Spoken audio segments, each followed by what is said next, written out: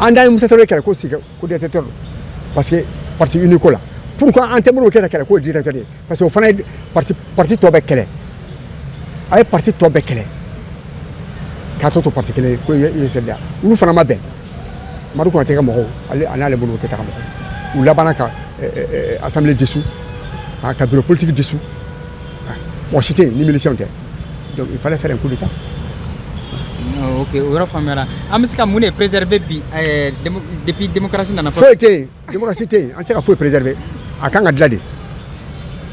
bɛnkan fɔ kɔrɔ de kan ka dilan hali bi ne b'a ɲini minnu bɛ pouvoir la bi u k'an lasigi tuguni an ka bɛnkan fɔ wɛrɛ ɲini ka démocratie dilan cogo wɛrɛ la quoi.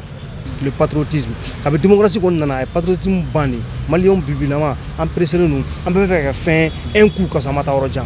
donc o de y'a to corruption waralen don démocratie kɔni sababu démocratie kɔnɔna la corruption warala corruption ka faso nafolo dun yurugu voilà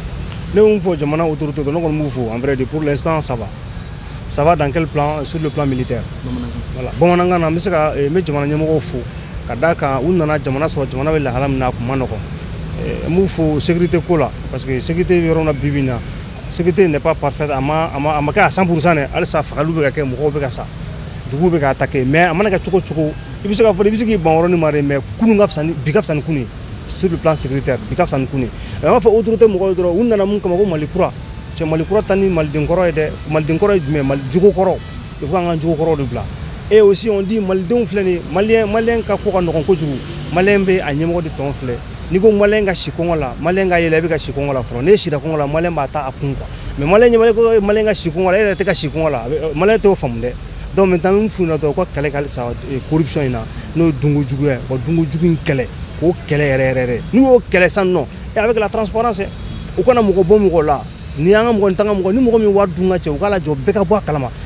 cɛkɔrɔba ye kuma dɔ fɔ maliyɛn bɛ siran fɛn kelen min o ye malo ye quoi wale ni dutigi malo comme ATT wale tɛ fɛ ka dutigi malo dutigi zon i b'o malo quoi donc ni ye dutigi zon n'i y'a malo sisan nɔ wale maliyɛn bɛ siran malo ɲɛ dɔ bɛ bɔ sonyani na. ko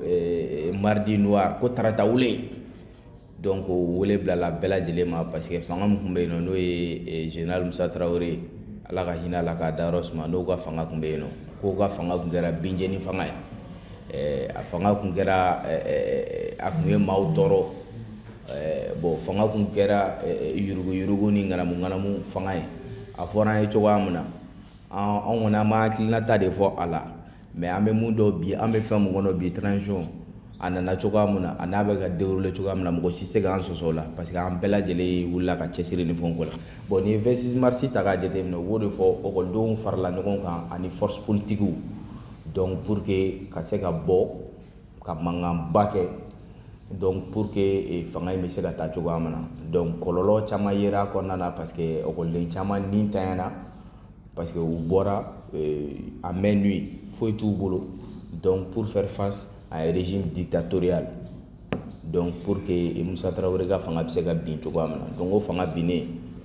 démocrates nana fanga ta donc an tun b'o de hukumu kɔnɔna na jusqu'à ce que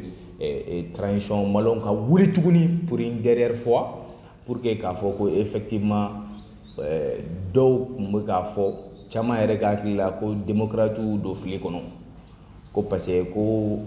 fanga Moussa Traoré gɛnkun kɛra mun ye k'a ma sa ala ma ni sa a b'a bɛɛ